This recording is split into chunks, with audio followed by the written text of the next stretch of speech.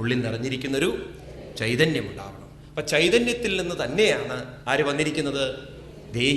ദേഹിയാകുന്ന മനസ്സ് വന്നിരിക്കുന്നത്. അപ്പം മനസ്സ് വന്നിരിക്കുന്നത് ഉള്ളിൽ നിറഞ്ഞിരിക്കുന്ന ഒരു ചൈതന്യത്തിൽ നിന്നാണെങ്കിൽ അതിന് ദേഹത്തിലേക്ക് ഒട്ടാൻ മാത്രമല്ല സാധിക്കുക, അതിന് ഇതിലേക്ക് സാധിക്കും, ചൈതന്യത്തിലേക്ക് ചേരാനും സാധിക്കും. ഇങ്ങനെ മനസ്സിനെ ദേഹത്തിലേക്കും ചൈതന്യത്തിലേക്കും നമുക്ക് കൊണ്ടുവരാൻ സാധിച്ചാൽ, ഈ നെയ്ത്തുകാരുടെ ഓടം എന്ന് പറയും, കണ്ടിട്ടുണ്ടോ നിങ്ങൾ? നെയ്ത്ത് ചെയ്യുന്ന ആളുകൾക്ക് ഈ ഓടം അങ്ങോട്ടും ഇങ്ങോട്ടും ചലിക്കുമ്പോഴാണ് വസ്ത്രം ഇങ്ങനെ കോർത്ത് ഊടും പാവുമായിട്ട് കോർത്തു വരിക. ഇതുപോലെ നമ്മുടെ മനസ്സിന് ആമയെപ്പോലെ ഉള്ളിലേക്കും പുറത്തേക്കും നമുക്ക് കൊണ്ടുപോകാൻ സാധിച്ചാൽ, ആത്മീയതയും ഭൗതികയും സമന്വയിപ്പിക്കാൻ സാധിച്ചാൽ, വേണമെങ്കിൽ നമ്മുടെ മനസ്സിന് ദേഹിയിൽ നിന്നുമുണ്ടായ ദേഹം, ദേഹത്തിൽ നിന്നുമുണ്ടായ മറ്റു ദേഹങ്ങൾ, ആ ദേഹങ്ങളോടുണ്ടാകുന്ന ഒട്ടലുകൾ, അതിൽ നിന്ന് വേണമെങ്കിൽ ഉയരാൻ സാധിക്കും. അപ്പൊ ജീവിതത്തിന്റെ സകല ദുഃഖങ്ങളും ഉണ്ടാവുന്നത് എന്തുകൊണ്ടാണ്?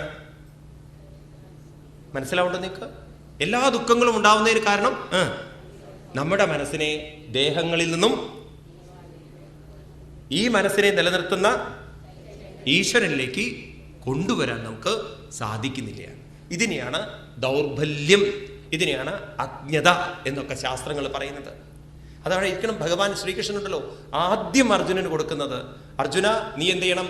ക്ലൈഭ്യം മാസ്മഗമപ്പാർത്ത നൈദത്തയ്യുപപദ്ധ്യതേ ക്ഷുദ്രം ഹൃദയ ദൗർബല്യം തെക്തോത്തിഷ്ഠ പരന്തപ. ഹേ അർജുന, നീ എന്ത് ചെയ്യണം? നിന്റെ ദൗർബല്യങ്ങളെ മുഴുവൻ വിടണം. ക്ഷുദ്രം ഹൃദയ ദൗർബല്യം. ദൗർബല്യം എവിടെ ഇരിക്കണോ? മനസ്സിലാണ് ഇരിക്കുന്നത്. നീ അതിനെ വിട്ടുകൊണ്ട് നിന്റെ മനസ്സിനെ ഉയർത്തണം. മനസ്സിനെ ഉയർത്താനാണ് ആചാര്യന്മാരെല്ലാം നമ്മളോട് പറയുന്നത്. നമ്മളാണെങ്കിലോ ഇന്നത്തെ കാലഘട്ടത്തിൽ എന്തെങ്കിലും വിഷമങ്ങളും ദുഃഖങ്ങളും വന്നു കഴിഞ്ഞാൽ ഒരു വീട്ടിൽ പോകാൻ തന്നെ നമുക്ക് പേടിയാവും. കാരണം ഇവരെങ്ങനെ ഉയർത്താന്നറിയില്ല. അതുകൊണ്ട് വീട്ടിൽ പോകുന്നവരും പോയി അവരെ ഒന്നുകൂടി കരയിപ്പിച്ച് തളർത്തുന്നവരാണ്. നോക്കൂ, നമുക്ക് എപ്പോഴാണ് വിവേകം? നമുക്കൊക്കെ വിവേകമുണ്ട്. നിങ്ങളൊക്കെ ഗീത പഠിക്കൊന്നും വേണ്ട, ഗീതയിലെ തത്വങ്ങളൊക്കെ നിങ്ങൾക്ക് നല്ലോണം അറിയാം. എപ്പോഴാണെന്നറിയോ? മറ്റുള്ളവർക്കൊരു വിഷമം വന്നാൽ ദുഃഖിച്ചിട്ട് കാര്യമില്ല. കാരണം മരണം എന്നത് പ്രകൃതിയുടെ നിയമമാണ്. ജനിച്ചതെല്ലാം മരിക്കും. പ്രകൃതിയിലൊന്നും ശാശ്വതമല്ല.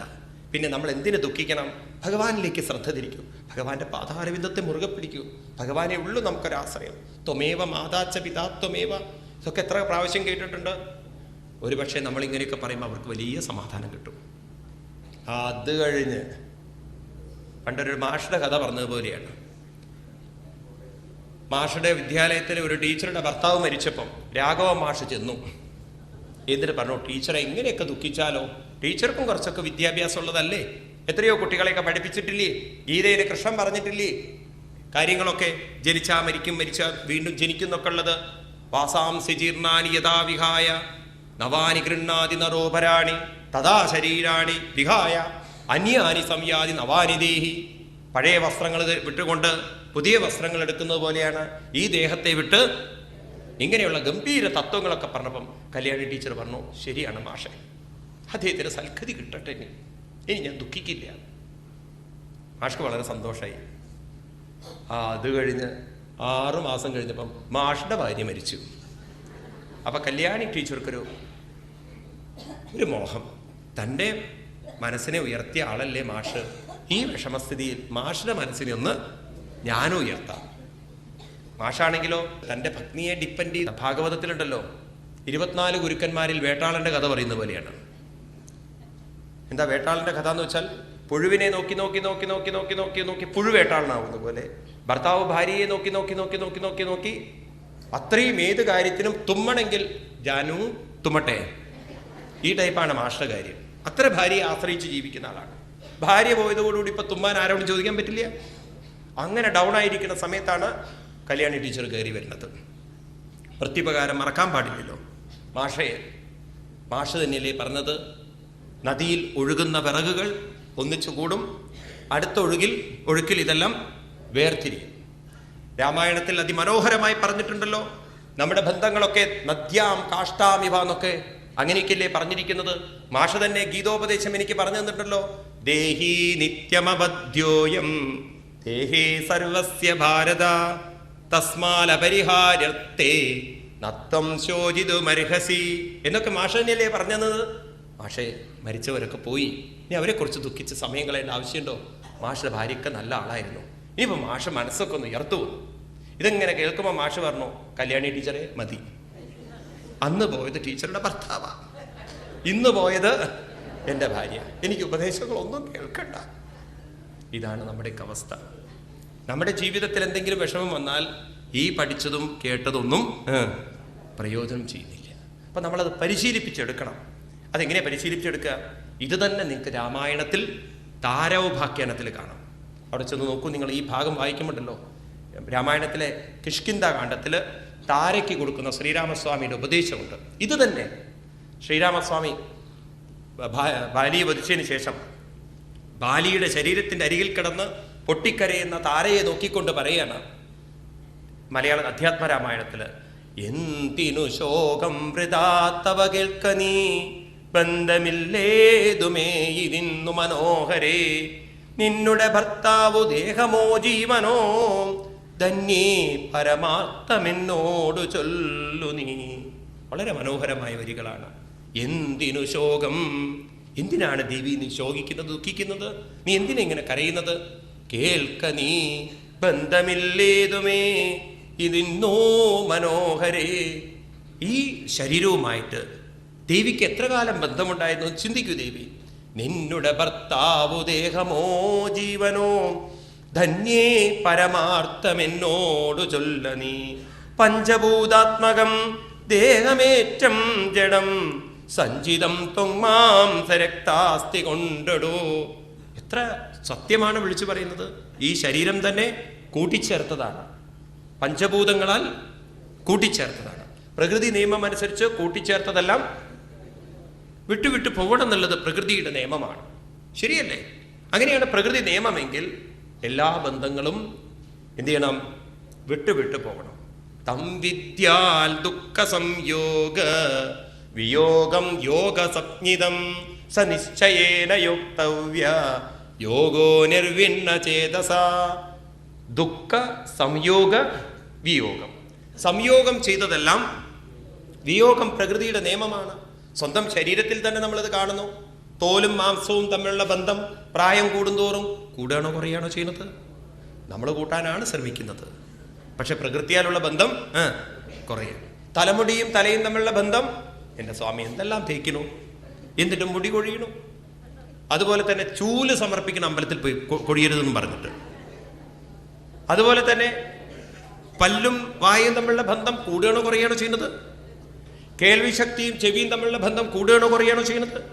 കാഴ്ചശക്തിയും ശരീരം തമ്മിലുള്ള ബന്ധം കൂടുകയാണോ കുറയാണോ ചെയ്യുന്നത്? ഒക്കെ കുറയാണ്. എന്നാൽ ചിലതൊക്കെ കൂടുന്നുണ്ട് കേട്ടോ. ഈ ഫെബ്രുവരി മാർച്ച് മാസമായാൽ ബഡ്ജറ്റ് വരും നമ്മുടെ ഇന്ത്യയിൽ. അപ്പം അച്ഛൻ ഇങ്ങനെ പേപ്പർ വായിച്ചിട്ട് പറയാണ്, എൻ്റെ ഭഗവാനെ, എൻ്റെ ഗുരുവായൂരപ്പ, എങ്ങനെ ജീവിക്കാതെ എനിക്കറിയില്ല.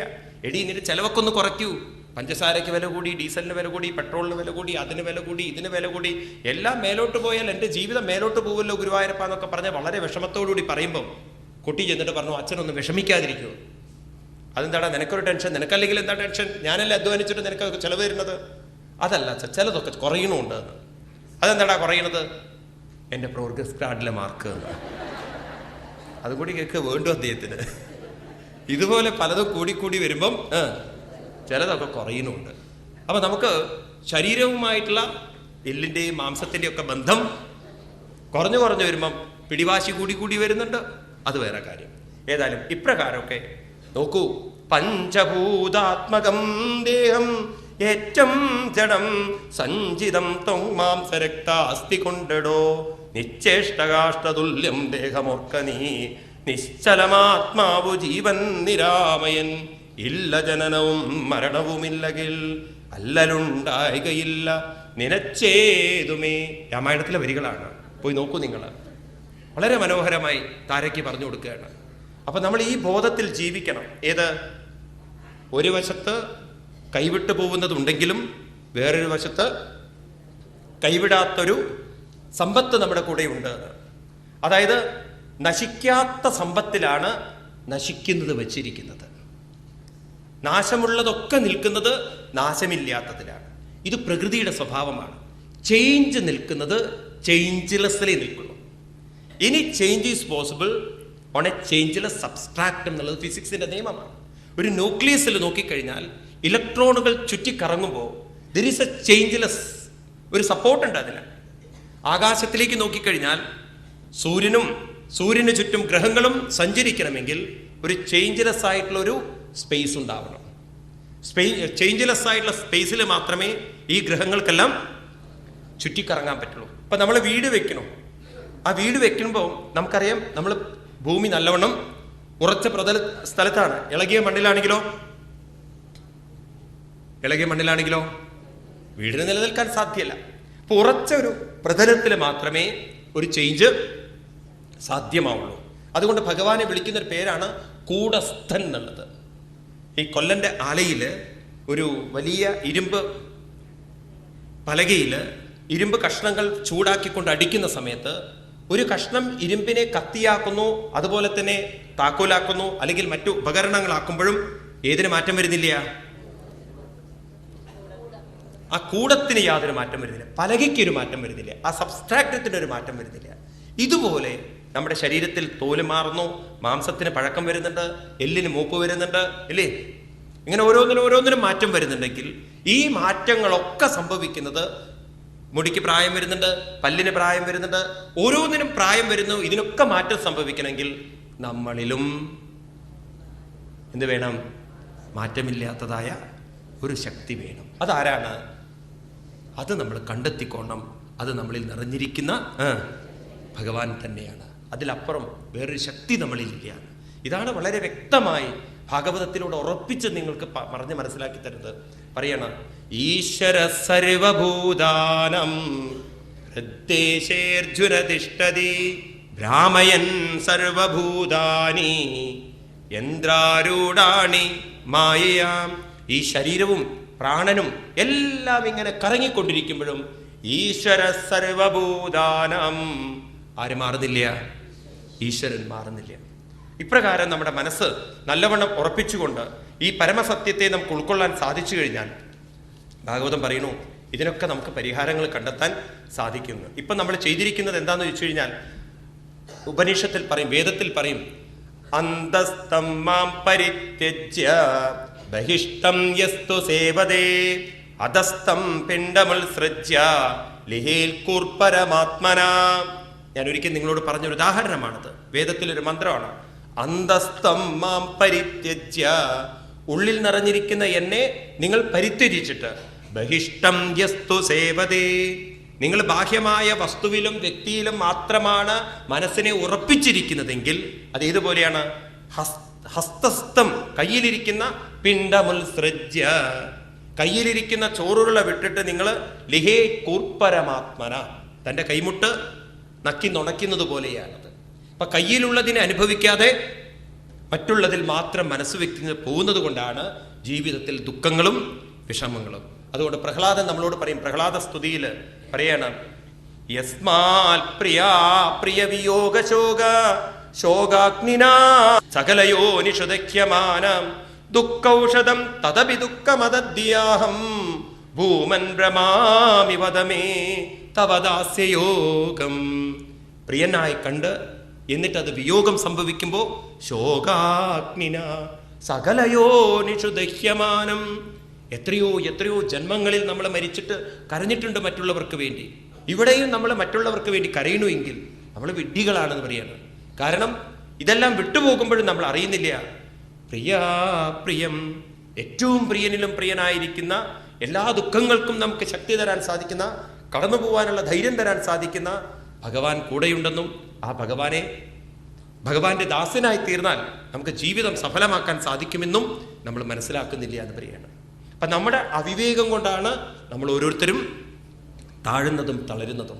ഭാഗവതം നമ്മളെ പഠിപ്പിക്കുന്ന ഈ 2 പാഠങ്ങൾ മരിക്കുവോളം നിങ്ങൾ മറക്കരുത്.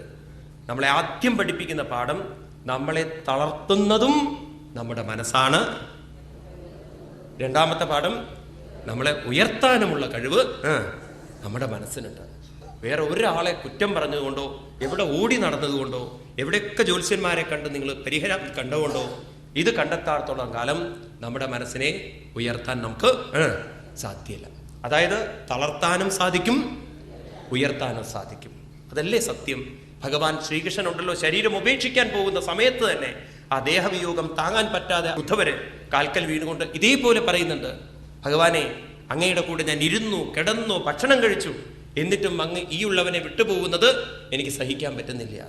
ഇപ്രകാരമൊക്കെ ആ സന്ദർഭങ്ങളൊക്കെ ഓർത്തുകൊണ്ട് ഇവിടെ മനസ്സിലാക്കൂ, ഈ കുട്ടിയുടെ മരണത്തിൽ അത്യന്തം കരഞ്ഞ് തളർന്ന ആ ചിത്രകേതു മഹാരാജാവിനെ അംഗിരസ മഹർഷി തത്വങ്ങൾ പറഞ്ഞ് ഉയർത്തി അങ്ങോട്ട്.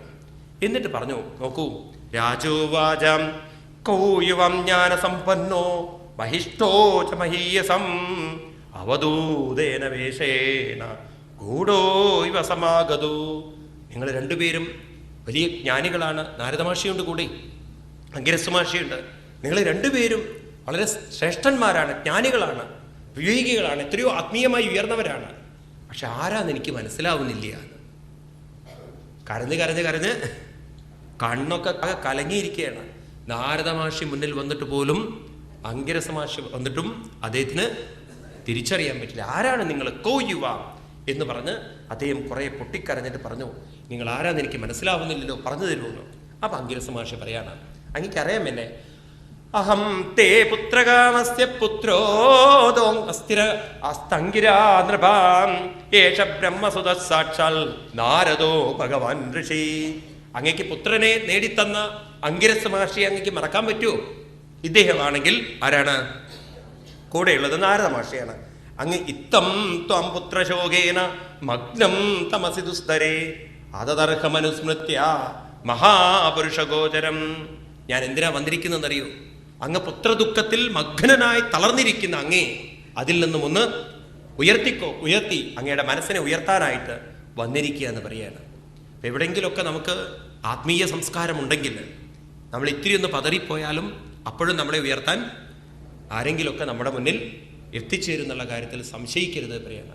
ഭഗവാൻ പറയുന്നുണ്ട്, ശ്രദ്ധാവാൻ ലഭതേ ജ്ഞാനം തൽപര സംയതേന്ദ്രിയ ജ്ഞാനം ലബ്ധ്വാ പരാം ശാന്തിം അജിരേണാധിഗച്ഛതി. ശ്രദ്ധയോടുകൂടി നാം ആത്മീയ കാര്യങ്ങൾ കൊണ്ടു നടന്നാൽ ഇടയ്ക്കൊന്ന് വീണാലും വീണ്ടും നമ്മളെ ഉയർത്താൻ ആരെങ്കിലുമൊക്കെ നമ്മുടെ മുന്നിൽ എത്തിച്ചേരുമെന്ന് പറയാണ്. ഇത് അതുകൊണ്ട് ഞങ്ങൾ വന്നതാണ്.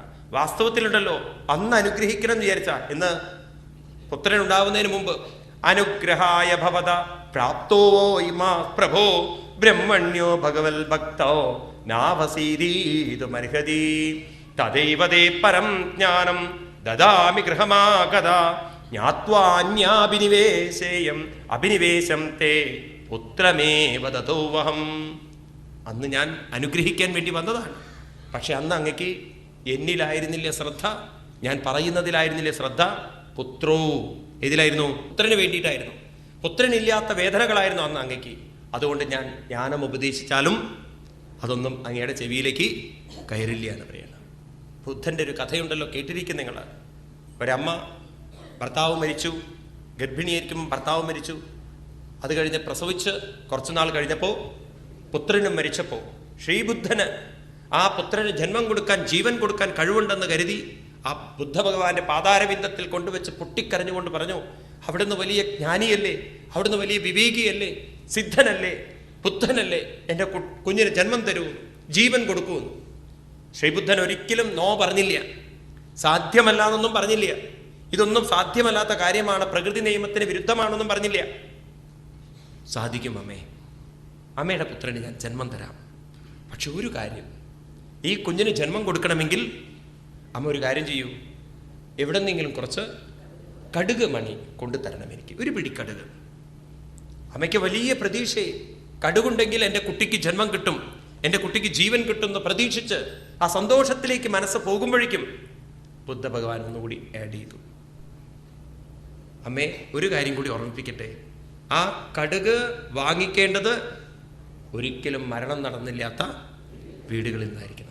അമ്മ പോയിട്ട് കടുക് വാങ്ങിച്ചുകൊണ്ട്, അപ്പോഴും അമ്മയ്ക്ക് വലിയ പ്രതീക്ഷയായിരുന്നു. അവർ പോയി അവിടെ നിന്ന് ഓരോ വീട്ടിൽ ചെല്ലണു. ആ ചെല്ലുന്ന സമയത്ത് ചോദിക്കുന്നത്, ഒരു പിടി കടുക് തരണം. തരുന്ന സമയത്ത് ചോദിക്കും, ഇവിടെ വല്ലവരും മരിച്ചിട്ടുണ്ടോ? അങ്ങനെ അവർ പറയും, ഒരു 2 കൊല്ലം മുമ്പ് മുത്തശ്ശൻ മരിച്ചു, വേറെ വീട്ടിൽ ചെന്നപ്പോൾ മുത്തശ്ശി മരിച്ചു. ഇങ്ങനെ ഒരു 6-7 വീടുകളിൽ ചെന്നപ്പോൾ അവർക്ക് മനസ്സിലായി മരണം നടക്കാത്ത വീടുകളില്ല. പിന്നെ ബുദ്ധൻ്റെ അടുത്തേക്ക് കുട്ടിയും കൊണ്ട് പോവുകയല്ല ചെയ്യുന്നത്. ആ കുട്ടിയുടെ ശരീരം സംസ്കരിച്ച് പിന്നെ ബുദ്ധൻ്റെ അടുത്ത് ചെന്ന് പാദത്തിൽ വീണുകൊണ്ട് പറഞ്ഞു, ഇനി എന്നെ ആത്മീയമായി ഉയർത്തണം. എനിക്ക് മനസ്സിലായി സാധ്യമല്ലാത്ത കാര്യമാണത്. ഇതുപോലെ അന്ന് ഞങ്ങൾ ഉയർത്താൻ വേണ്ടി വന്നതാണ്. പക്ഷെ അന്ന് അങ്ങയുടെ മനസ്സ് മുഴുവൻ ആരിലായിരുന്നു? പുത്രനിലായിരുന്നു. അതുകൊണ്ട് അധുനാ പുത്രണം താപോ ഭവദൈവാനുഭൂയതേ ഏവം ധാരാഗൃഹാരായോ വിവിധൈശ്വര്യ സമ്പദ. ഇപ്പോ അങ്ങയുടെ മനസ്സ് പുത്രനെ ഓർത്തുള്ള താപത്തിലാണ്. ഇതുപോലെ ഭാര്യമാരെയും പുത്രൻ അതുപോലെ ഐശ്വര്യ സമ്പത്തിനെയൊക്കെ കുറിച്ച് അങ്ങയുടെ മനസ്സിൽ വലിയ വേദന വന്നിരിക്കുന്നു. ശബ്ദാദേശ വിഷയാരാജ്യവിഭൂതയ മഹീരാജ്യം ബലം കോശോ ഭൃത്യാമത്യാസുജന സർവേപി ശൂരസേനേമേ ശോകമോഹഭയാത്തിതാം ഗന്ധർവ നഗരാരു പ്രഖ്യാ സ്വപ്നമായ മനോരഥാം. അങ്ങയുടെ കൂടെയുള്ളതൊക്കെ കൂടെയുണ്ടാകും എന്നുള്ള തോന്നൽ ഏതുപോലെയാണത്രേ? സ്വപ്നത്തിൽ കാണുന്നത് പോലെയാണെന്ന്. ഇതൊരു സ്വപ്നമാണ്. അതായത് നമ്മുടെ മനസ്സുണ്ടല്ലോ, ഒരേ കാര്യത്തെ ചിന്തിച്ച് ചിന്തിച്ച് ചിന്തിച്ച് അങ്ങോട്ട് സങ്കല്പം ഉറക്കുകയാണ്. ആ സങ്കല്പമാണ് പിന്നീട് നമുക്കൊരു വേദനയും ദുഃഖവുമായി തീരുന്നത്. അതുകൊണ്ട് രാജൻ ഇത് നല്ലവണ്ണം ഓർത്തോളൂ. അയം ഹി ദേഹിനോ ദേഹോ ദ്രവ്യജ്ഞാനക്രിയാത്മകാം ദേഹിനോ വിവിധ ക്ലേശ സന്താപകൃതാഹൃതാം. ഈ ദേഹിക്ക് ദേഹവുമായിട്ടുള്ള അമിതമായ ഒട്ടൽ കാരണം, അതുകൊണ്ടാണ് ഇപ്രകാരം അങ്ങക്ക് ദുഃഖം അനുഭവിക്കേണ്ടി വന്നിരിക്കുന്നത്. അതുകൊണ്ട് അങ്ങ് ചിന്തിച്ചുകൊണ്ട് അതിൽ നിന്നും പുറത്തേക്ക് കിടക്കണം. ഏത് പ്രശ്നങ്ങൾക്കും പരിഹാരം നമ്മൾ വേണ്ട രീതിയിൽ ചിന്തിക്കണം. ചിന്തയാണ്. നിങ്ങൾ എൻ്റെ എന്ന് പറയുന്നതും ചിന്ത കൊണ്ടാണ്. എൻ്റേതാണോ എന്നുള്ള